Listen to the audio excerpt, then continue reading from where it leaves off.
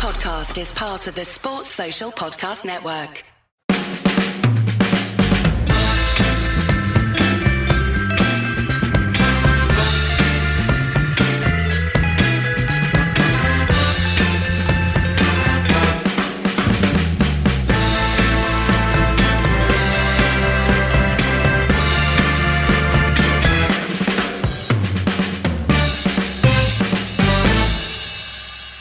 I'm going to guess that there's a ton of people who are now super upset that you said it was a great performance against Wolves, because people seem to have wildly contradictory opinions. My about tongue this. was reasonably firmly in my cheek. So let's talk about Wolves then, because was it a great performance? What was good? What was bad? Well, I mean, as regular listeners to this program will know, my main aim this season is to try and enjoy it, and on that basis, they served up definitely more than enough for that not to have been particularly difficult in this game. Mm-hmm. So I thought that the first half performance was beyond my wildest dreams in terms of two things. One, United's ability to control possession against a team that's not so easy to do it against. And two, that the press looked quite organised and really effective. Like, Wolves genuinely struggled to get out of their own half at times. That's right. And yeah, I mean, because they're good in midfield, but actually not that great with the ball at the back. Yeah, and that really surprised me. Like, that's sort of the opposite of the pattern of play that I thought it would be. I was really very down about our chances in this game in a way that I wasn't against Chelsea, because, like I said last week, this felt like a bad matchup for us. But actually, even though our midfield was Pogba, Scott McTominay, and a massively misfiring Jesse Lingard, actually we really did retain possession really effectively, and those two ball players at the back make all the difference in the world. That's right. But of course, even though it was an excellent first half and a phenomenal goal from AM9, the man whose number should never have been taken away from him by the evil troll Jose Mourinho, this is a heroic fairy tale ending. Actually, we didn't create two chances worth a damn the whole half, given that otherwise I thought it was a really excellent performance basically up to that last moment. I mean, I guess you could say the two moments of real class in chance creation were the Martial, the ball through to Martial and the way he generated space and a phenomenal shot, and then the Rashford flicky tricky back and forth on the wing, and then the cross that actually I thought the Wolves defender did a really good job of keeping Martial away from. And a third great chance was Jesse Lingard's air shot, which... was that in the first half? I think that was in the second half. I think that was the second half. Yeah, so, I mean, I think I'd reflect most of those comments. United controlled possession very well. They were helped a little bit by Wolves effectively conceding territory. They were happy to allow United to have the ball, and they weren't pressing in United's half at all. So United had it very comfortably in the back four and into the centre of midfield, but not so comfortably after that. And it's a tactic from Wolves that has served up some great results against the top six. They've not been beaten by the top six, have they, since they returned to the Premier League? So, it's getting them points in their toughest games, and I guess they figure that's their way to a chance at European football next season. So United had a lot of possession, but I thought they were very controlled with it. Pogba and McTominay in centre midfield were on top of the game for most of the game, save for about 10 minutes in the second half. They seemed to be in control. I thought it was an excellent performance from Pogba, and I guess we're going to talk about him an awful lot. In the role that he plays for France, and probably not his preferred role, but he was very disciplined, and he gave United control there. The trade-off, again, as we've talked about, is who do you then play further forward? And this time it was Lingard, and Lingard had a very poor game. Seemed to really run out of steam, but that wasn't the case for the whole of the United team, was it? So I don't know whether he's not quite fit at the moment, or he's carrying an injury, or what it is. But in this kind of form, he's contributing not much except for the press, which isn't really enough. But overall, I thought United were very controlled in that first half. Deserved their goal. Excellent finish by Anthony Martial. It's functioning for him at number 9. It's I suppose Marcus Rashford would prefer to be there, but I think this is the right way round. Feels right. And over on the other side, Dan James got his first start. Difficult game for him. He didn't get an awful lot out of Johnny, but he gives penetration. I think we talked before the season that he probably wasn't quite ready for Premier League football. It's a bit early for him, and he probably found that out a little bit in that game. And I'm sure that Ollie's going to try a few things, but he's gonna get a lot of games because our old friend Alexis looks to be off to Italy. So anyway, summary of the game for me, or at least in that first half, was very, very controlled and a good performance from United. Yeah, I thought that Aaron Wan-Bissaka, I feel like every week we're just going to say Aaron Wan-Bissaka was amazing, but let's give it more than 2 weeks to kind of say that that's definitely going to happen, but it looks likely to happen. Lindelof had one flappy moment, but Maguire alongside him, I think will be brilliant for Lindelof, and Maguire just looks brilliant. Like Maguire, I've long said that I find it very difficult to kind of analyse the quality of central defenders. I had no idea that, I knew Van Dijk was good, but I had no idea that him joining Liverpool would be a kind of massive transformative leap in their quality. Maguire, it's very early yet, but he looks to be as important to us as Van Dijk is to Liverpool, perhaps, but just we're not quite where Liverpool were before Van Dijk came in, if you see what I mean. Yeah. But Maguire looked superb. Luke Shaw had a good game, I thought. We gave him a lot of criticism after Chelsea. Both McTominay and Pogba were excellent. Martial and Rashford were excellent. I thought Lingard was really, really poor, and I wonder if one of the reasons that he ran out of steam was because it hurt how bad he was. You could easily imagine someone winding themselves playing that badly. And I'm not making any snap judgment about Daniel James's future career at United, but I think we're being quite kind to say, perhaps he's not quite ready for the Premier. He looked a decent class below the level you'd need him to be. I mean, it's his first start. There's not going to hammer the kid. He's just a kid.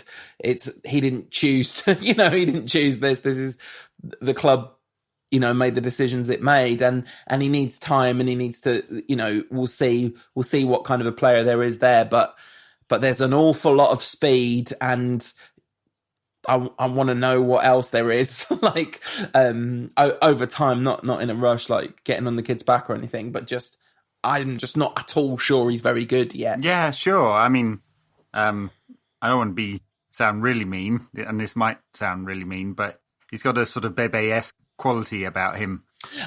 Wowee! It's an exaggeration, but look, the problem is, and we're going to keep saying this, it's just the final ball from him and the choices he makes, and I hope that over the course of this next year, we get a lot of progression. I mean, we got it from Scott McTominay, who I have to say didn't look great, looked very one-dimensional coming into the side. He's still a bit one-dimensional as a player, but he's got at least, maybe he's got 1.5 dimensions now or something. He's grown as a player, and we want to see that from Dan James, who hasn't played anything other than Championship football. 12 months ago, he was on the verge of a loan deal to Yeovil, so he's got some catching up to do in terms of the quality he's used to playing with every week, and we'll see if he's good enough.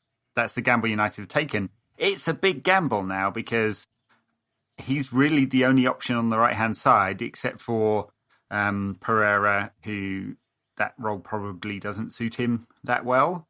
Juan Mata, we know he's really past it, playing on the wing and not particularly effective there anymore. Jesse Lingard, who's in an 18-month slump now, and Alexis Sanchez, who never wants to play there and is off to Italy anyway. Yeah, Mason Greenwood. And Mason Greenwood, the other option, maybe they're, I mean, he got 2 minutes yesterday, but maybe Mason's the answer there. Was it James that set up Lingard for the air shot?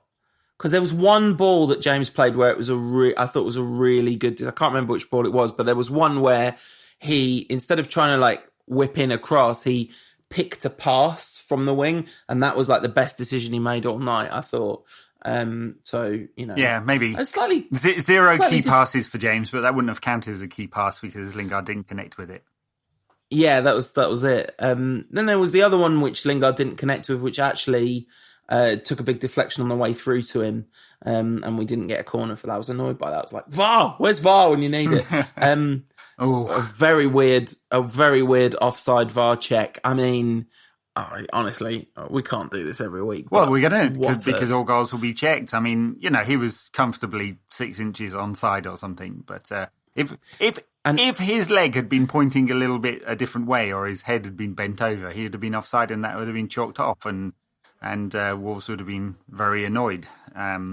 We've had some weird ones this weekend already. We've had some weird ones, especially with the Man City handball thing. But we talked a lot about this before it came out, and I've always been relatively I've always been quite up for it in a way. And I thought in the World Cup, the Men's World Cup, it was for the most part quite a benevolent force in making a good tournament. There was the odd moment. I mean, maybe that's just because they gave the penalty in the final to France, which honestly is a terrible decision. But generally, I quite enjoyed it. But the way it's being implemented is just horrendous. The offside thing with the exact calibration, and like we said last week, and like Jonathan Wilson said on Twitter, we're doing an exact calibration with something that isn't displaying all the frames. So it's a kind of nonsense of exactitude, and also it's an exactitude that literally no one has ever asked for. You know that meme on the internet? It's like literally no one, and then a picture of something happening, and it is like literally no one. VAR, his shoulder was offside. Like, nobody cares about that. It's meaningless. I know. I mean, there was a piece in the Times. It's kind of repetition, really, calculating the frame rate versus the speed at which Sterling was moving for City for one of the ones that was called offside at the weekend for him, and the fact that the margin of error is, in that case, was 13 centimetres, and they're claiming down to the millimetre, and they just can't. So that's a problem. The sort of combinatorial problem with the new handball rule is a real problem as well. So because handball is not handball depending on the circumstances, which I guess has sort of always been true, but this is particularly difficult because accidental handballs in defensive situations are not going to be called as handball, but in attacking situations where it leads to a goal will be. So you get one chalked off for City for handball. The whole of City Twitter claims there's some kind of conspiracy. I think there probably is. Any Blues listening, I think it's David Gill at UEFA has done this deliberately to try and ruin your season, and hopefully successful. But so that's chalked off. In defensive situations that wouldn't be, but if it turned into an attacking situation, it would be handball, So I can't remember who was saying it. Someone on Twitter was saying, well, think about this sort of hypothetical. Accidental handball let's hypothetical with United, right? Lindelof accidentally handballs it. It's not going to be called a penalty because accidentally. He's in a natural position. He boots it upfield. Marcus Rashford gets it and scores. That goal is going to be chalked off because of the handball in the build-up. It doesn't matter what kind of handball it is, accidental or deliberate. But a penalty won't be given because he's in a natural position. How can that be right? And VAR is just kind of adding to it because it's all these things that no one would see necessarily. Yeah. And I think a system in place, because there's an inherent bizarreness to millions or 500 million or 1 billion people around the world seeing something that means a goal shouldn't be allowed, and that being a goal, and everyone could see that it wasn't a goal, and if you just gave the referee 2 seconds with the video footage, he'd know it wasn't a goal. Some balance between what we've got now and that, and the other thing that I think we really need to start doing is calling it the VAR and not VAR, because it's a dude. It's the video assistant referee, isn't it? That's what VAR stands for. He's a man or a woman, in fact, sat in front of a computer with a bunch of screens helping the referee. Yeah. So it's the assistant referee and the VAR. Well, on the offside one, there is I mean, there are a couple of things that might be able to fix the calibration issue. One is higher frame rate video, which is possible, but obviously, the right kind of equipment needs to be in place. And the other is a whole bunch of companies who are trying to do an automated version of it with sensors in the ball. And camera tracking people, so maybe it's going to come along and we'll fix that particular problem, but that's not the overall challenge with VAR. Anyway, we're very long aside on VAR there, where we didn't really have a proper VAR incident in the... no, we just had a non-one. Yeah. So what happened in the second half? Because to me, it just looked like United lost some of that control. Wolves kind of found a spring in their step. United, I felt like...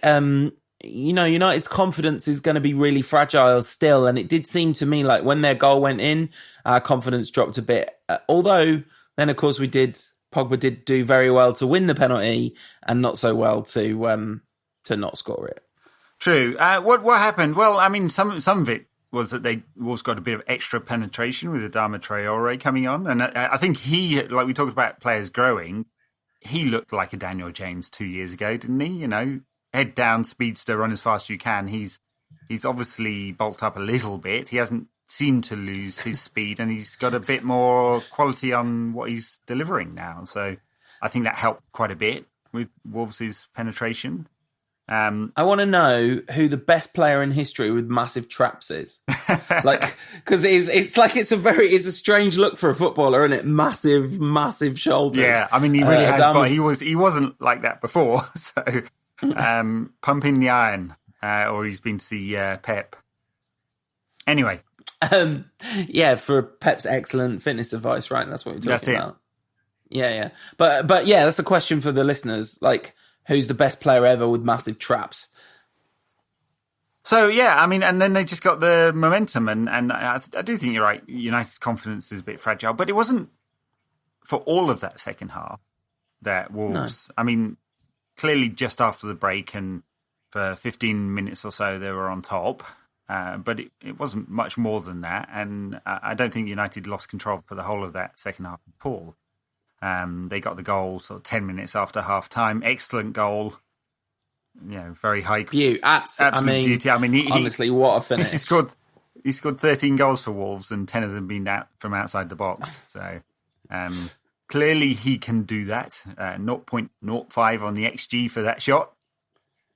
But that's it, isn't it? Just like Anthony Martial's was 0.08, but he's Anthony Martial with a number 9 shirt on his back, so it's actually about 0.5.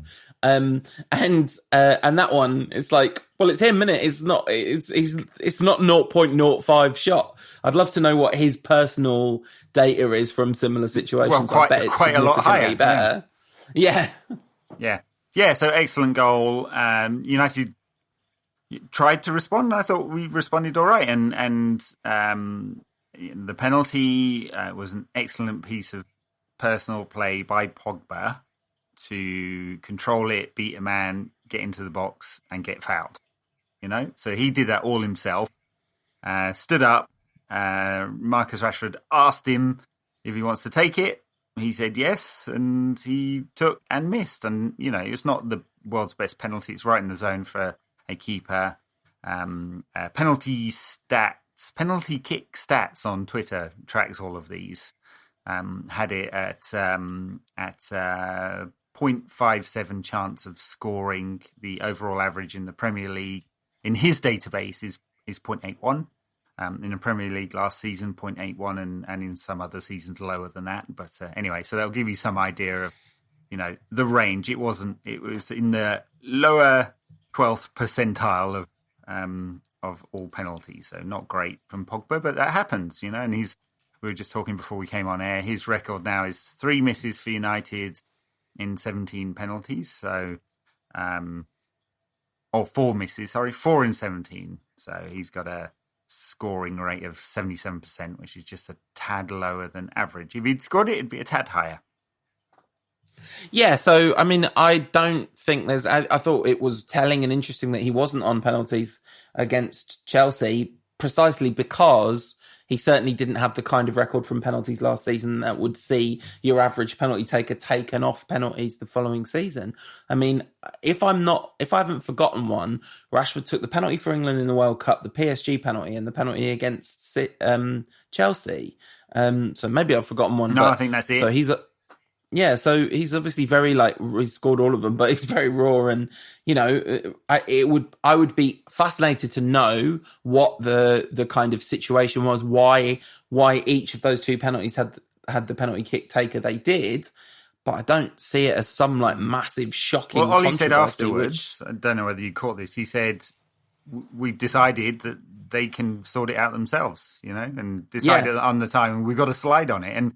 And Chris Sutton on the radio called it weak management. I don't see why. The general take is you need to have a fixed penalty taker. I don't see why that's true either. They often have different free kick and corner takers in a team, and players are multi-skilled and have to do lots of different things. And if it's not causing tension, and it doesn't seem to be at all, then I don't see the problem here, as long as it's not going to cause tension and everyone's comfortable with the situation and what's going on. And of course, you want whoever takes the penalty to be scoring it.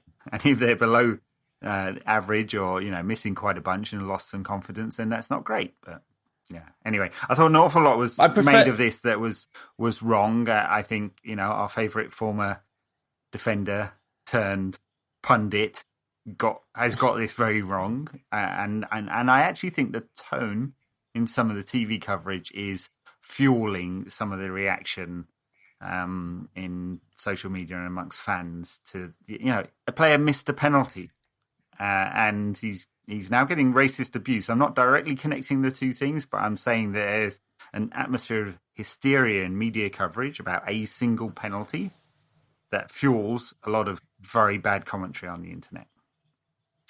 Yeah, I couldn't agree more. The mad thing is Wayne Rooney was on penalties for United for 10 years and he barely scored any, as far as I can remember. But obviously that's not true. Wow. At one stage, remember we were tracking it. He was down to 50% success rate. Not brilliant. Not brilliant. Certainly a lot worse than Pogba's. But I guess Rashford will take the next one. I have to say, I much prefer the two grown men decide among themselves who's most up for taking it in any given moment to Louis van Gaal's train of misery, where it's you miss one? You are now out of the train. The next player in the line is taking the next penalty. You get one miss and you're out forever. It's one skill. You go to the back of the list. One skill. I know it's an important one because it leads to a goal, but it is one skill. If we had that same rule for keepers, we'd be swapping keepers frequently, or hopefully not that frequently. Now Dave's back. If it's for midfielders, they misplace a pass and you're out the team. I mean, it's one skill.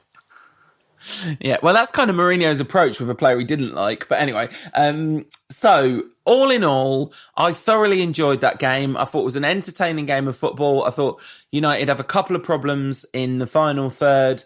I think the same problem of shocking midfield squad depth is going to be massive, but my goodness, that back four looks properly sorted out. Yeah, I didn't really respond to your comment on that, but yeah, I mean, Lindelof, you said one moment. I think that was it. One moment.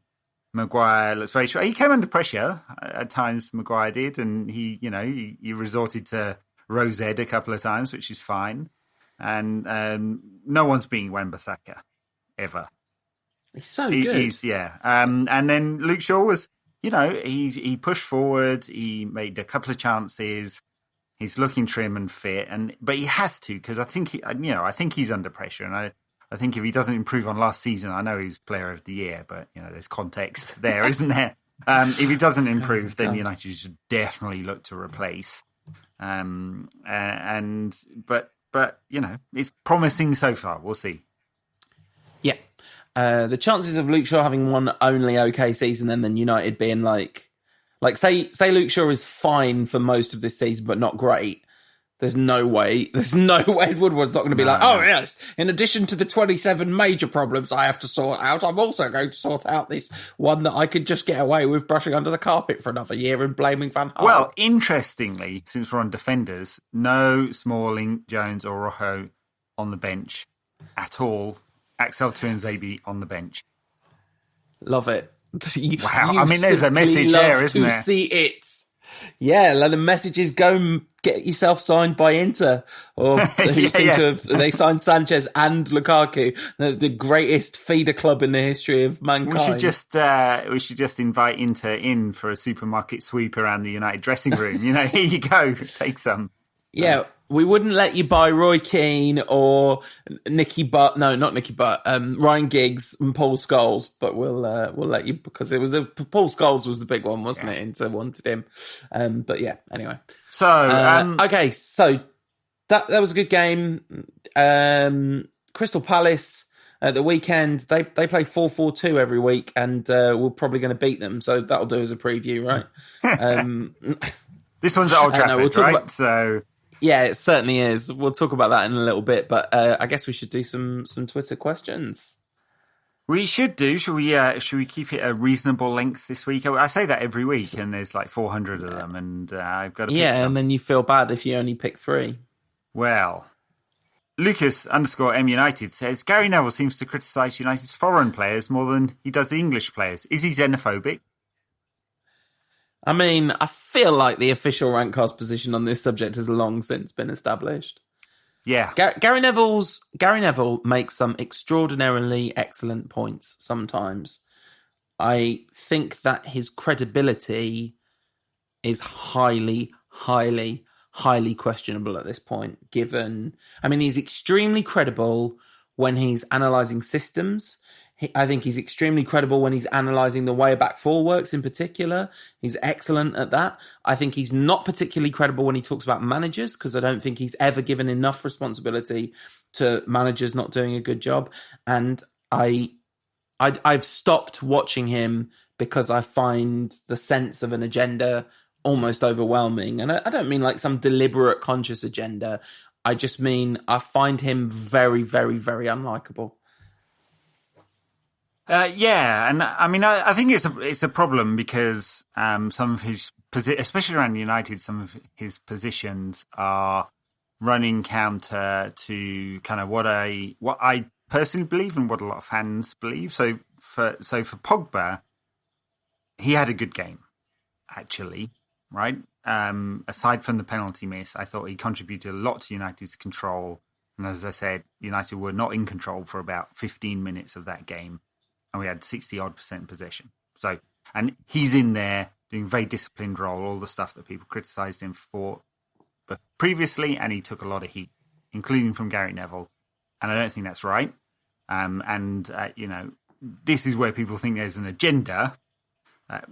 Pogba, it's not quite Souness levels where Pogba could score, 2 hat-tricks in a game, all of them being worldies, and would still get criticised, but it feels like that sometimes. And then the second one with Neville is, of course, his position on the Glazers and ownership, where he's gone from refusing to comment to being sniffily dismissive of fans' concerns. And I think that's going to get a lot of people angry, because it feels like he's either completely tone deaf or has his own personal interest at heart. I don't know which one it is. It's a problem. You know what he reminds me of? He reminds me of what's happened to Jerry Seinfeld.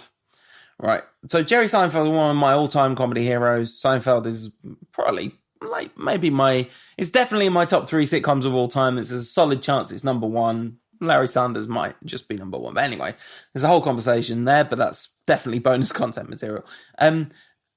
I think he was an incredible stand-up. I think he's still a very, very fine stand-up. Every time he does anything new, I still find it funny. There's the odd bit where you're like, come on, Jerry.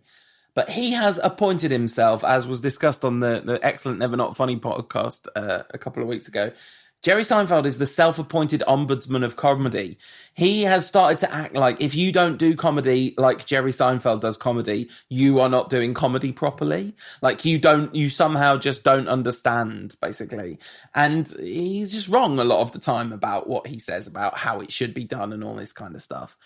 And I feel like that about Gary Neville. He's appointed himself the ombudsman of what United are and should be, without paying it any real mind. I mean, listen, this is the man who said you can do one and all to Paul Pogba, based on a kind of scheduled tweet advertising Pogmojis. It was bad timing, and we know this, but But he's made his position and his feelings about the player very clear, and yet he's still kind of asked to pass judgment on his performance week in, week out. And I just don't. Like I said, I almost. I worry about doing him a disservice. I don't watch that much of him anymore. I definitely don't want to be throwing around labels like xenophobic about somebody I don't know. But I find it very uncomfortable to watch him nowadays. Yeah, and I mean, I know we didn't directly answer the question, and I know there are quite a lot of people who have that interpretation. I don't know what Gary Neville's agenda is. He doesn't criticise United's English players as much, because if someone needs to take heat in the United team for how poor we've been over the last 4 or 5 years, Luke Shaw, Chris Smalling, Phil Jones would be right near the top. But yeah, and not to just be pure undiluted rantcast, but Wayne Rooney for a really long time. Jesse Lingard was infinitely worse than Paul Pogba in that game. God, yeah. And I love Jesse Lingard. Like, I find saying bad things about Jesse Lingard's performance is very upsetting, but he was completely dreadful. And I don't know if Gary Neville saved the same level of criticism and vitriol for Jesse Lingard, because I didn't see it. Maybe he did. Anyway. But if he didn't, then etc. Ross Fowler says, why didn't Ollie make the change earlier against Wolves? And I think it's kind of a good point, really. It took a long time, didn't it? At a time when the game felt like it might go away from United. It'd take a long time to make the change. I mean, of course, the options were kind of limited. I mean, he's got 7 options on the bench, but the really game-changing ones didn't feel like they were quite there. I mean, I know what you're saying, but I don't think there was an argument against replacing Lingard with Mason Greenwood or Pereira or Mata with half an hour to go. I thought bringing Mata on with 10 minutes to go was really a waste of a substitution, because very rare that Mata absolutely hits the ground running late in a game and makes a really telling contribution in that way. Certainly in my impressionistic memory of it, I would love to have seen him get half an hour in that game, or even we've not been particularly full of praise for Pereira, but I can't see it would have got worse. I think James and Lingard for Mata and Pereira after 60 minutes would have been a perfectly that'd have been fair enough. Sub. Yeah. Or even just bring Greenwood on and play him at 10 and see what happens. All right. And in a sort of similar theme, I guess, DJ United says, when does Gomez get his chance? Not on the bench yesterday. And he's a long way behind Lingard and Mata in the pecking order for number 10, it seems. Yeah, I guess he doesn't. I guess that's what's happening with Gomez. I mean, I wonder if that's it. He's not in and around the squad, is he, as far as I understand it? And he's not, doesn't seem to be getting a look in. And you would think that he would be one of the options to come in off the right. He's very young. He's very small. It's a big ask, but my guess would be we're only gonna really see him in the old Carabao. Yeah, probably. I mean, it might be better for his development to have a loan spell. I mean, part of it, I think, might be physical. I mean, he's still small, and that doesn't mean, of course, you can't be successful, but you've got to know how to handle the physical side of the professional game. Lingard, don't know whether he's a good benchmark here or not, given his current form, but Jesse Lingard didn't really make it until he was 23. So, it might take some time for Gomez, because he is small, but he's technically very sound. If development means taking a loan spell, then that's probably good, because he's not going to get an awful lot of games by the looks of it. The Torch, Man United Toronto, says Harry Maguire suggested linking social media to driver's licenses or other identification. You seem like reasonable men. What are your thoughts? Well, I don't know. I might want to challenge the premise of that question there. Reasonable. Personally, I don't like it, just because I think the option to then identify people who may not want to be identified, who are doing good stuff, not bad stuff, is a real problem, right? So, you can then target people based on who they are, when maybe they want to use social media for a different purpose. But I get where he's coming from, right? In fact, Twitter and the police are able to identify people based on the non-public details they give, such as email addresses, their IP address, phone numbers, and so on. Got to do better though, Twitter. I think ideally you would just shut down Twitter and Facebook and make social media not have happened. I think the world may well have been a better place. Yeah, I think may well is. I think at this point it's pretty definitive, isn't it? Like net negative effect is pretty significant in a number of key ways that we won't get into for fear of upsetting the people who said you're Hillary Clinton's biggest fan on. I mean, I quite enjoyed that debate, to be honest. I mean, like a racist troll, but I feel like I triggered all of him all in one go, and then reported him to Twitter and got him banned. So it was, victory was mine on that one. Excellent. Honestly, I don't think you've ever said anything nice about Hillary Clinton on this podcast ever. I don't think either of us ever. I'm pretty sure I'm not her biggest fan. For a number of reasons, maybe that's bonus content, but but anyway, the long and the short of it is, I don't know. I think the genie is out of the bottle, and I don't know. I don't even begin to. That's why I'm not on Twitter, because I can't think of a way of using it that's good, and good. Certainly not good for me. Like in terms of like healthy and benevolent, like absolutely not. Mm-hmm. Okay, two more questions, shall we do?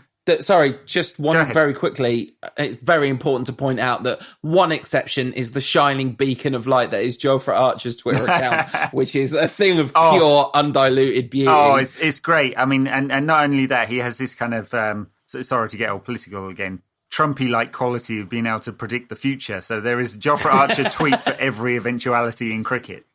And it's good right now as well. Oh. We're not going to talk about this, but let's just say that if anyone wants to, I reckon you could probably persuade me and Ed to start a Jofra Archer podcast if you really tried hard. He's a big red as well, and exactly, and the best bowler in the world after one Test match. So yeah, all good. Do you think he's such a big red? I wonder if Jofra, if you're listening, get in touch, and also thank you for being so good at cricket. All right, last question. Bulk McHuge Large says, Rantcast is awarded a penalty. Who takes it? Paulino, Ed, or producer Tom? Oh, I don't know. I mean, I just would like to immediately rule myself out of the running. My left foot has seen better days. Ed, you were not a bad footballer in your day. You were right. You could kick a ball. I was a bad footballer. You were a better footballer than I was, I guess. It's I don't know how good Tom is. I don't know. It might have to be Tom because, I keep myself fit, and you are looking very trim these days, Paul, but I don't think any of us are very skilled with a ball. So it might have to be Tom, yeah. Yeah, I'm a long way off very trim, but I'm on the way there, so that's all right. Maybe when I get thin, I'll start playing football and discover a hidden talent, a very hidden talent. All righty. Well, as usual, there's a whole bunch of questions we couldn't take, but in the interest of making this show only an hour or so and not 2 hours, we're going to have to call it quits there and talk about United's upcoming game against Crystal Palace. What do you know about Crystal Palace, Paul? I know you've been studying them hard. Yeah, they're playing a flat 4-4-2 every game this season, both games this season, and they've been pretty terrible.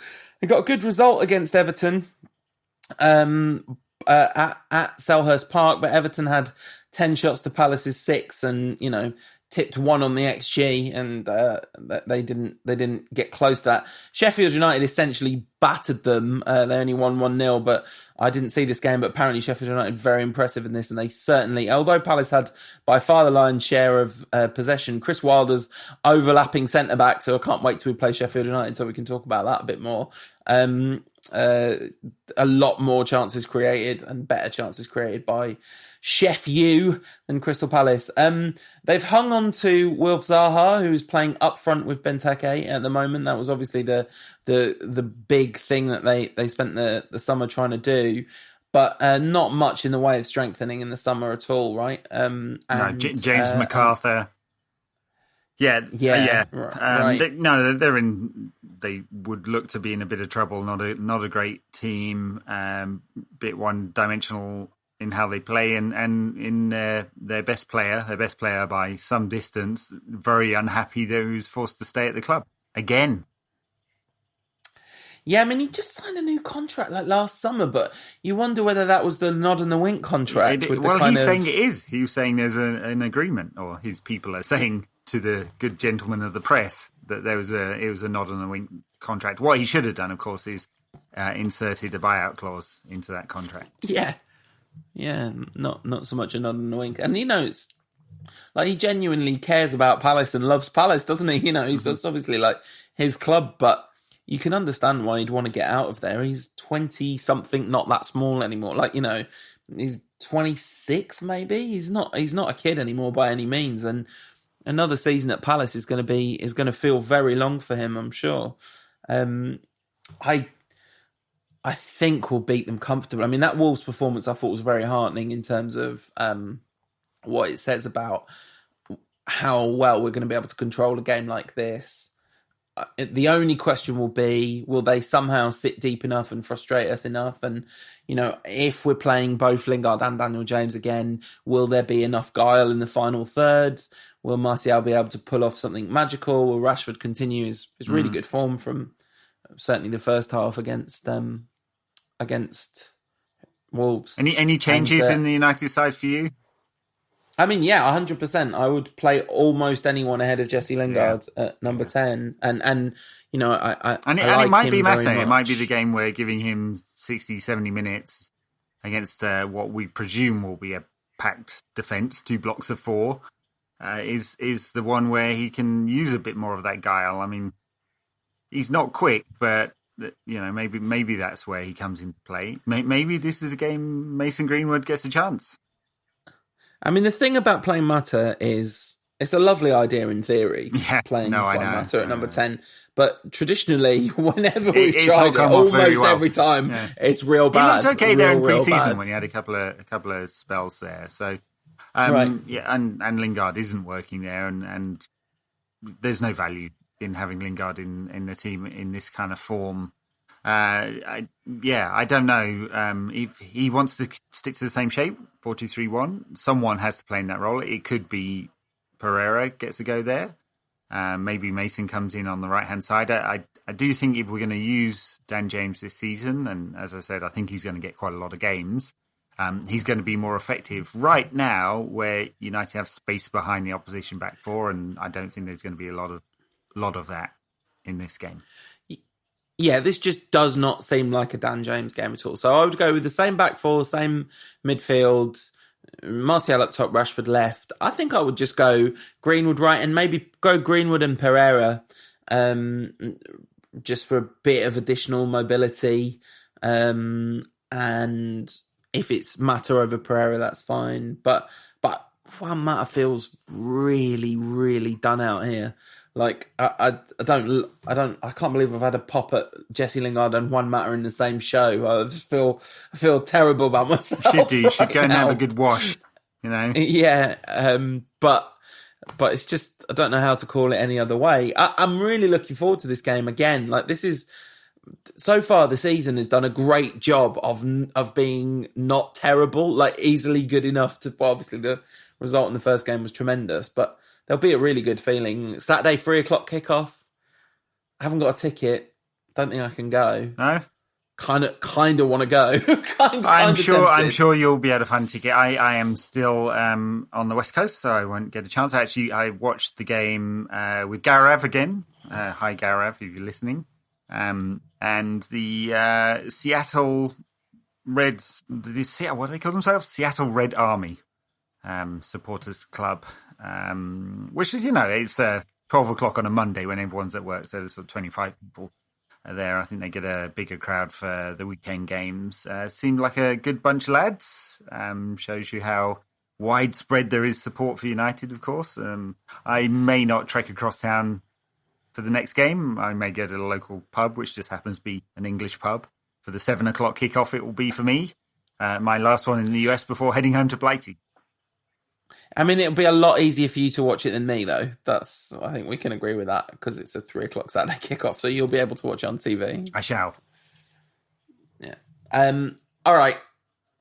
I am talking of done out here. I'm absolutely done out here. Apologies for the short show today. Also, apologies if I've said anything that doesn't make sense. And I tell you what, if anything I've said today really upset you, I really am genuinely sorry. Don't worry about it. It's all fine. Oh, you're going all Juan Mata on us.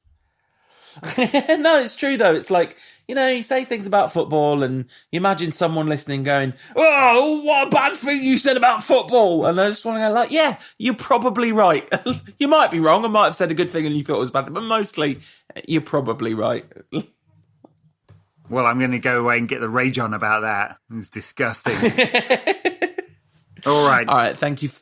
Back and stay tuned for more content. Everyone else, we will see you at a similar sort of time next week. We certainly will. Oh, we got to do predictions. Predictions. 3-0 to United.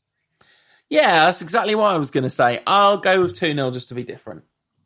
Why? God, fence-sitting Paul, I'm sick of it. 2-0's a terrible result to I'm going to predict. set up a Paul hate Twitter group. Don't do that. There's definitely that. It's not going to be difficult to find members. All right. We'll see. We'll see you next week. See you, everyone. Bye now. This podcast is part of the Sports Social Podcast Network.